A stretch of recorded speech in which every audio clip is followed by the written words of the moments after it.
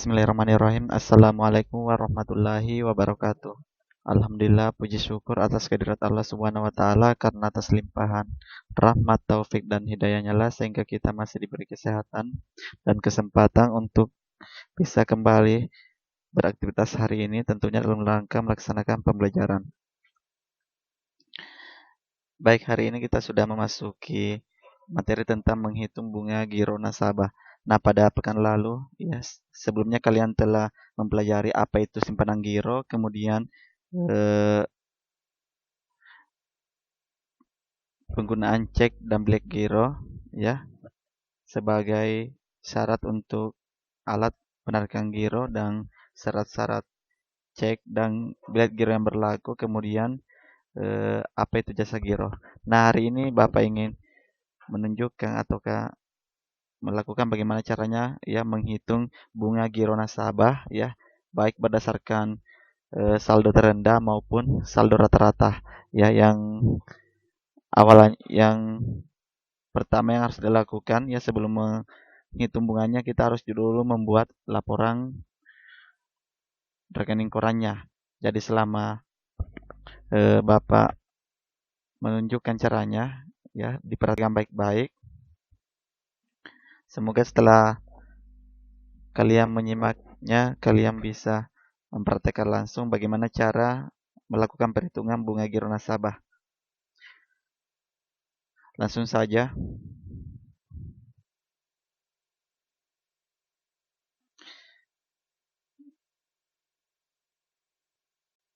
Baik, di layar kalian telah tampil ya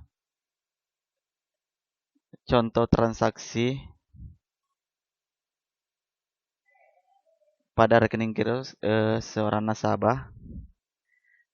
Nah, sebentar saya ingin menunjukkan bagaimana caranya menghitung ya bunga giro yang diperoleh oleh nasabah ini ya baik yang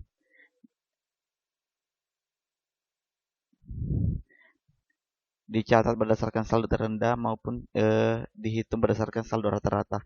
Nah, di sini saya sudah membuat 5 lembar kerja di mana lembar kerja yang pertama itu transaksi, kemudian lembar kerja kedua pertanyaan terkait dengan bunga giro, kemudian laporan rekening korannya, kemudian perhitungan bunganya berdasarkan saldo terendah dan perhitungan bunga berdasarkan saldo rata-rata. Nah, kalian tentunya sudah melihat ya sebuah transaksi yang terjadi pada rekening giro Tuan Arifin selama bulan Mei 2020. Nah, jadi nama nasabahnya ini adalah Tuan Arifin. Adapun nomor rekeningnya sebagai berikut 10.04.20.10.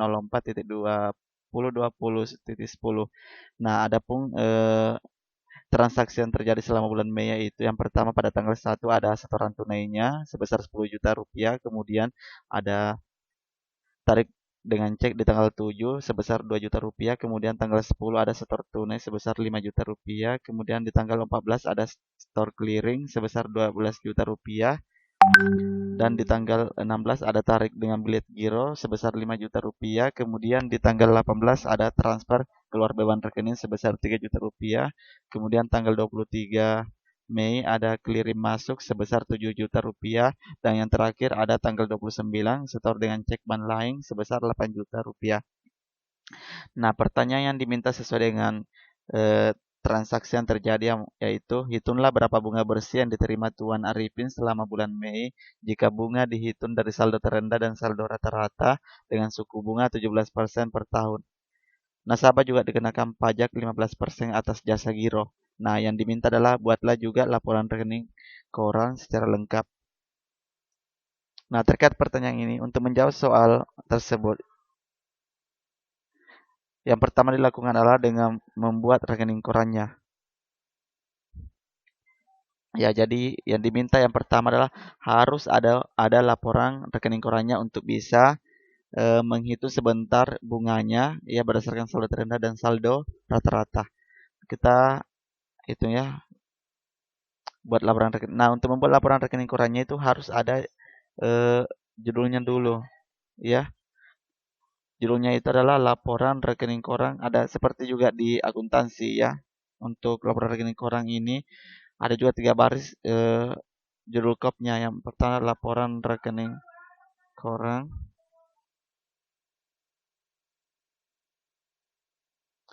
Kemudian baris kedua itu nama nasabahnya, Tuan Arifin. Kemudian barisan terakhir per September ya tadi, per 30 September. Jadi tanggal yang diambil adalah tanggal terakhir pada bulan itu. Nah, September terakhir itu tanggal 30. Ya, jadi harus per 30 September 2017. Nah, di sini juga bisa dicatat. Nah, eh,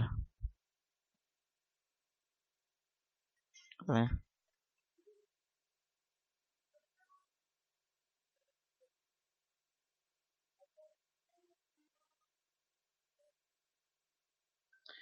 Nah, di sini bisa juga dibuatkan dalam ribuan. Nah, kenapa ada dalam ribuan? Karena untuk mengurangkan nilai nanti pada saat di input dalam tabel. Nah, walaupun dihilangkan nolnya di dalam tabel, tapi kita membacanya sesuai dengan jumlah sebenarnya ya, karena kita singkat dengan dalam ribuan. Oke, ini judul tabelnya, ada tanggal, kemudian transaksi, kemudian debit. Debit itu kalau ada tabungan yang keluar ya, kasih rupiah. Kemudian kredit kalau ada uang masuk.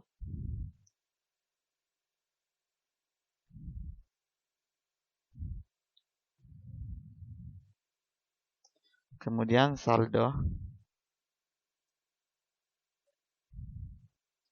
Nah, tadi tanggal berapa? Di tanggal kita lihat ya. Yang pertama tanggal 1 ada setor tunai sebesar 10 juta rupiah. Tanggal 1 ada setor tunai sebesar. Nah, kalau setor tunai itu ya berarti dia dikredit karena ada uang apalagi tabungan giro yang masuk ya sebesar 10 juta rupiah.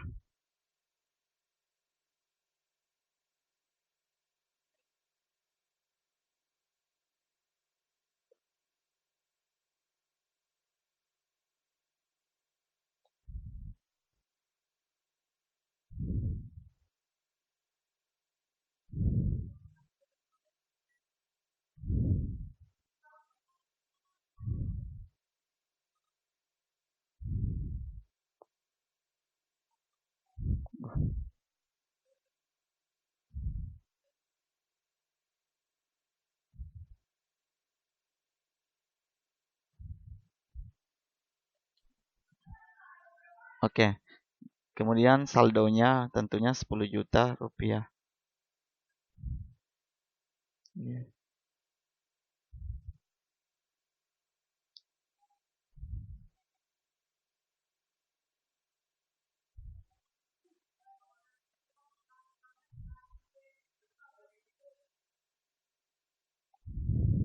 Oke, kemudian ada tanggal berapa lagi? Tanggal 7 ada tarik dengan cek.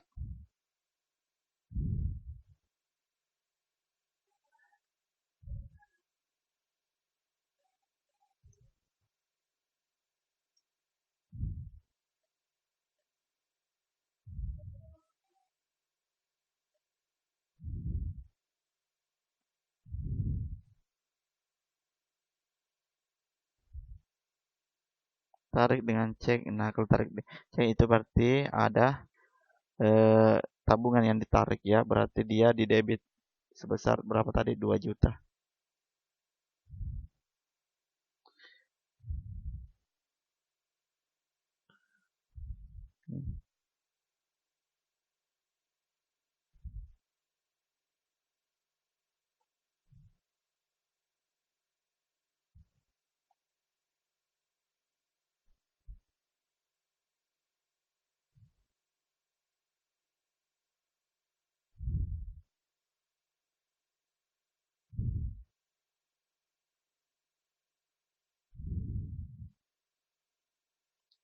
Nah, kalau ditarik juga berarti ada pengurangan saldo ya. Ada pengurangan saldo.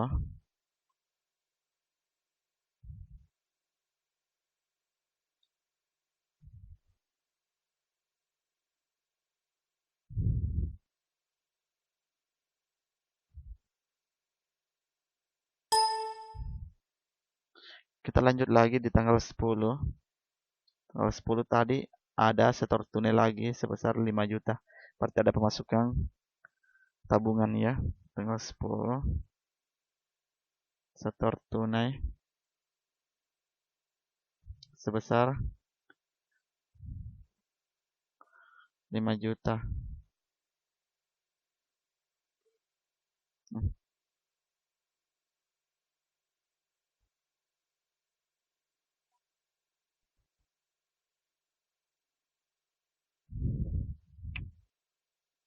Nah, jadi bertambah saldonya ya.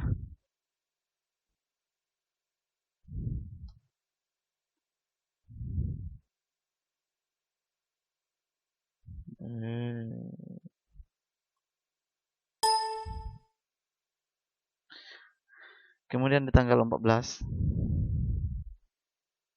ada setor clearing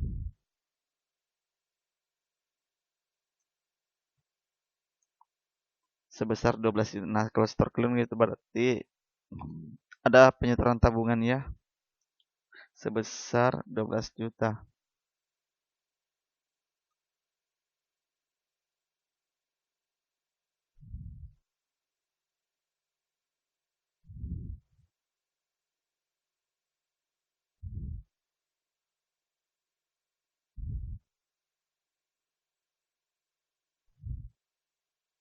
Berarti bertambah 12 juta rupiah.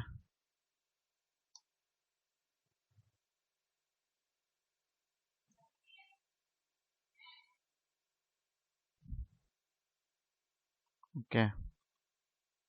Kemudian selanjutnya di tanggal 16 ada tarik dengan BG sebesar 5 juta. Dengan BG itu bilet giro ya. Nah, ditarik lagi sebesar 5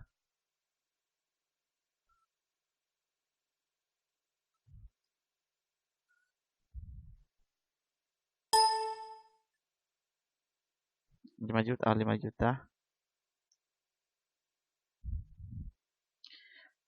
Oh, jadi ada pengurangan saldo sebesar 5 juta.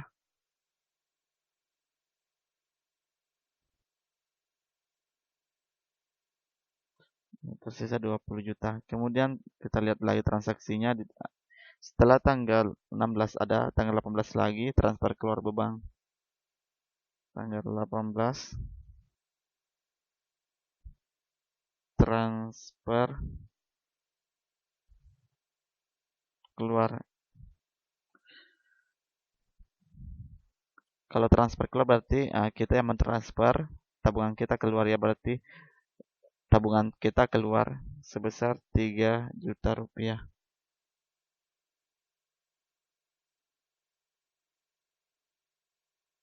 3 juta rupiah. Jadi tersisa. Oke, 17. Kemudian masih ada ya tanggal 23 ada clearing masuk. Tanggal 23 ada clearing masuk.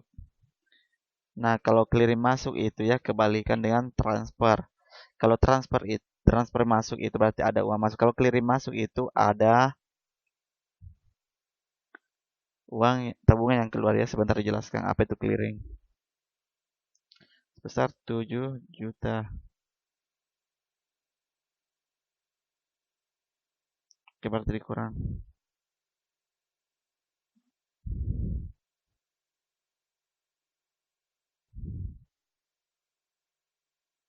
Kemudian masih ada tanggal terakhir ya, tanggal 29 terakhir. Tanggal 29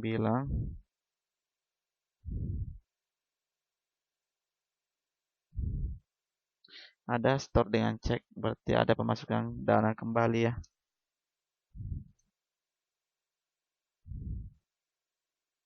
sebesar 8 juta rupiah.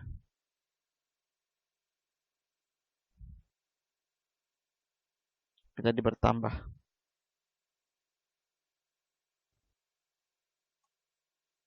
Oke.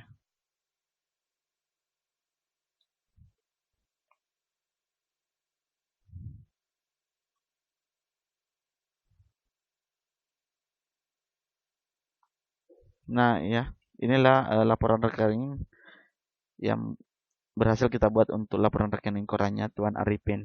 Nah, diperhatikan ada jadi transaksi itu biasanya dibuat dengan menggunakan kode tertentu. Nah, untuk kode setor tunai itu namanya 01, ini setor tunai 01. Kemudian kalau tarik tunai dia 02. Nah, sisi debit ya seperti yang saya jelaskan tadi merupakan sisi untuk pengurangan dana dan sisi pengurangan dana. Ya, jadi semua di sini adalah dana yang keluar dari tabungan Arifin ya, Tuan Arifin. Kemudian kalau di sisi kredit itu artinya dia ada penambahan dana ya, seperti itu. Nah, setor tunai atau setor dengan cek atau setor dengan beli akan menambah rekening nasabah. Jadi setor tunai, setor clearing, setor dengan cek itu akan menambah rekening nasabah. Ya, dan semua letaknya di sebelah debit, di sebelah kredit ya. Sedangkan tarik tunai, tarik dengan cek, ya tarik dengan BG itu artinya akan mengurangi rekening nasabah. Nah, itu di sebelah debit ya. Kemudian tarik dengan cek itu maksudnya menarik uang dengan menggunakan cek bank yang bersangkutan. Ya, artinya kita mengambil tabungan kita. Kemudian store clearing. Nah, maksudnya menyetor uang dengan menggunakan cek atau bilik giro dari bank lain. Itu maksudnya. Kemudian transfer keluar artinya mengirim uang dari bank yang bersangkutan ke bank lain melalui pembebanan rekening giro nasabah di bank yang bersangkutan. Ya, itu namanya transfer keluar. Kalau transfer masuk berarti ada uang yang masuk dari bank yang bersangkutan melalui pembebanan rekening bank nasabah yang bersangkutan. Seperti itu. Kalau saldo artinya sisa uang yang ada. Nah, ini ya saldo artinya itu sisa uang yang ada di rekening pada tanggal tertentu setelah melalui pengurangan dan penambahan. Nah, ini yang akan terus berubah ya sampai selesai. Kemudian tanggal merupakan waktu kejadian transaksi. Nah, karena laporan rekening korannya telah selesai, kita akan menghitung ya bunga yang diperoleh berdasarkan saldo terendah. Nah, kita hitung dulu berdasarkan saldo terendah. Nah, menghitung bunga dengan menggunakan saldo terendah. Nah, saldo terendah pada bulan Mei adalah kita lihat saldo terendahnya pada bulan Mei. Ini. Nah, kita lihat saldo terendah itu. Nah, ini ada di tanggal 7 ya tarik dengan ini saldonya ada 8 juta rupiah. Nah, inilah yang menjadi saldo terendah. Nah, kita catat di sini 8 juta.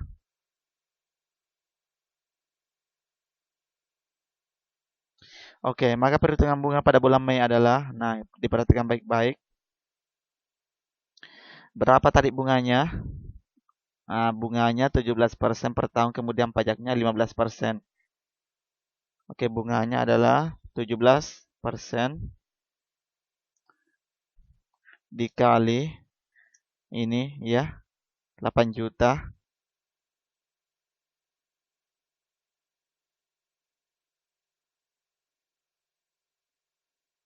Kemudian dibagi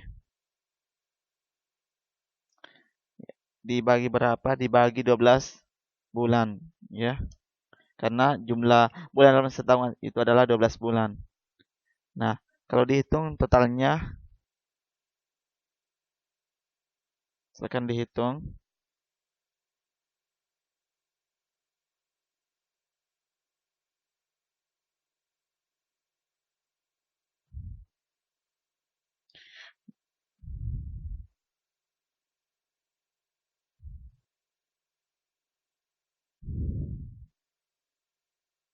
Ya, hasilnya itu adalah 113.333,33.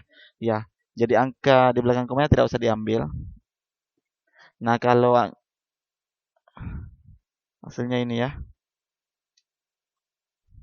113.333,33. Tapi dalam perhitungan bunga ya, tidak usah diambil komanya, ya tidak usah diambil komanya tapi dihilangkan dengan cara pembulatan.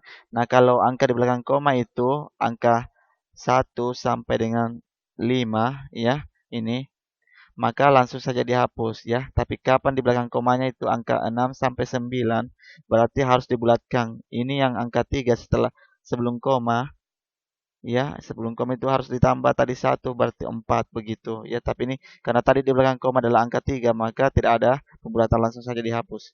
Oke, ini sudah dapat bunganya, tapi ini belum bunga bersih ya, masih bunga kotor karena belum dikurangi dengan pajak. Oke, belum dikurangi dengan pajak.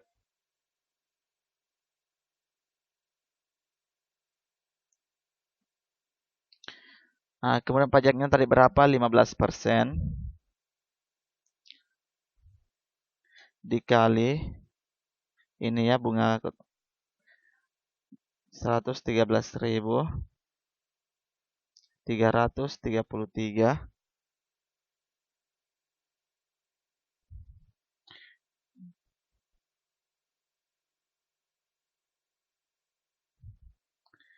Nah, jadi berapa dapatnya? Silakan dihitung. 16.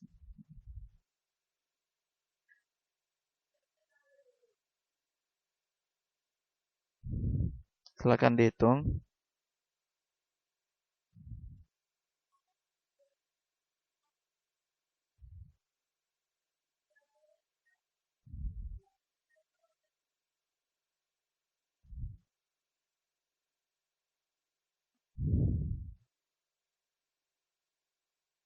Nah, pajaknya itu 16.999,95 rupiah.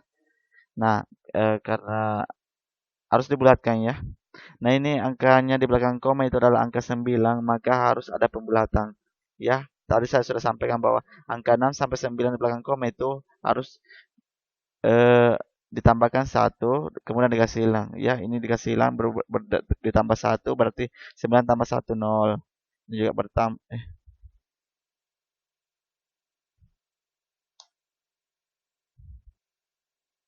tadi 0 0 0. Nah, ini 17.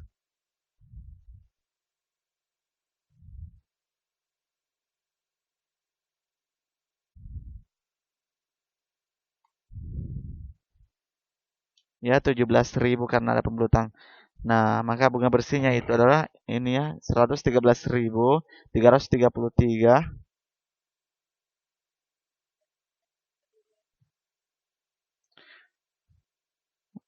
dikurang ini. Oh, langsung kurang manual ya. Atau tidak usah ini angkanya.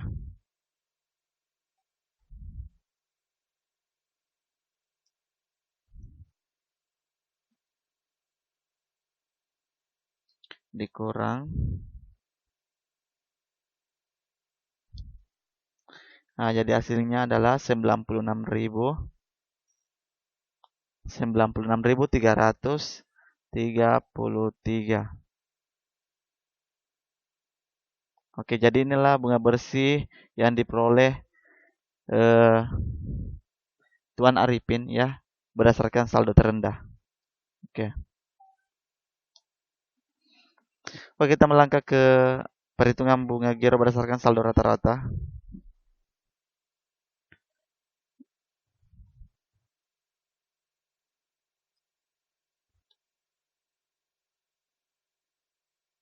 Oke, menghitung bunga dengan menggunakan saldo rata-rata. Nah, saldo rata-rata untuk bulan Mei adalah, kita hitung dulu ini ya. Berapa cara mencari rata-rata itu seperti ini. Ini semua saldo yang di kolom saldo ini, semua yang ada di kolom saldo ini dijumlahkan kemudian dibagi berapa berapa total transaksi ya dihitung. Nah, kita hitung dulu, saya hitung pakai rumus dulu.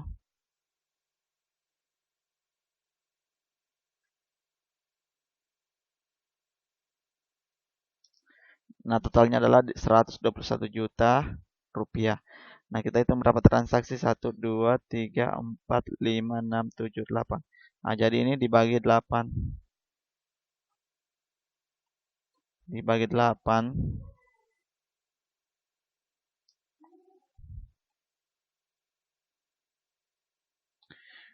Dibagi 8. Nah, maka dapatnya 15.125.000. 15.125.000. 15 juta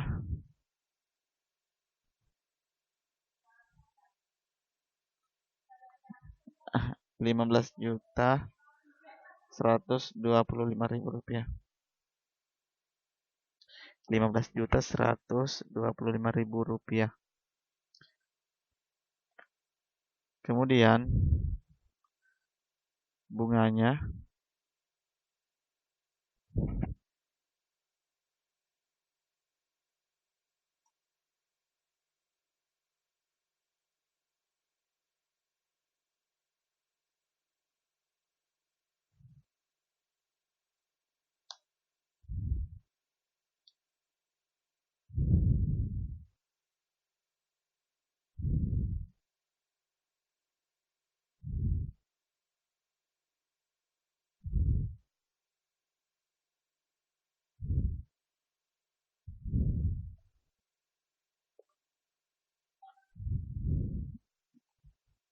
tadi berapa bunga? 17% dikali 15 juta 125 dibagi 12 bulan.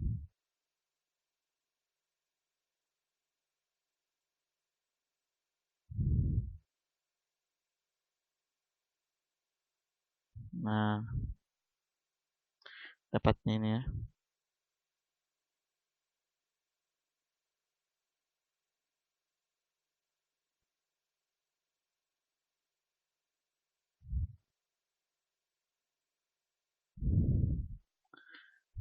Berapa? Coba dihitung. Dapatnya 214.271 rupiah. Nah, inilah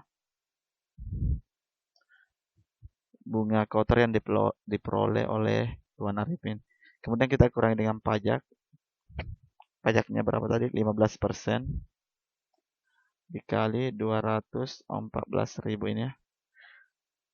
271.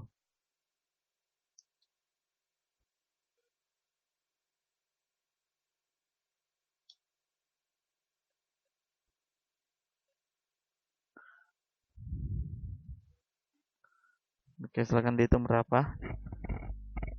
Hasilnya 32.141.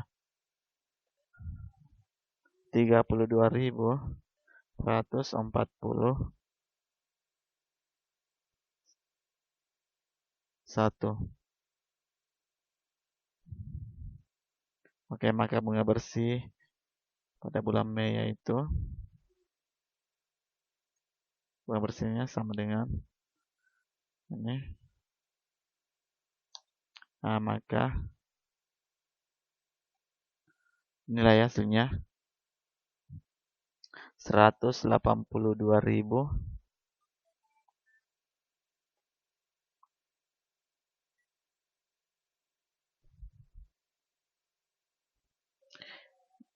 182.130 ya rupiah.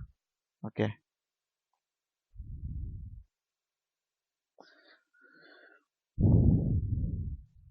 Ya.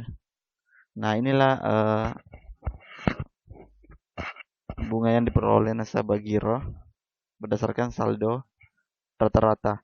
Nah, untuk mencari selisihnya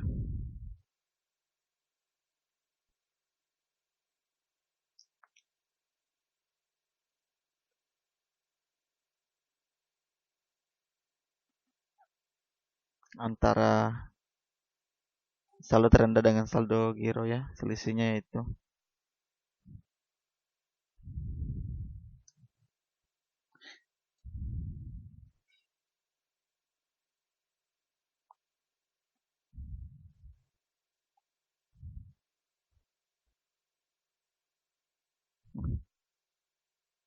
Bunga dengan saldo rata-rata 182.130. Kemudian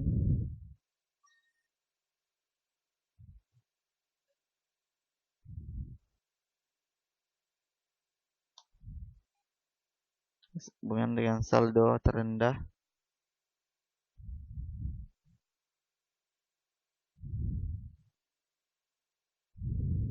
berapa tadi? 96.333. 96.330. Nah, maka selisihnya